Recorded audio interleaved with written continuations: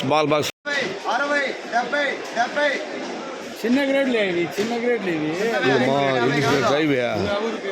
నన్నూరు 10, 20, 30, 40, 50, 60, 70, 80, 70, 70.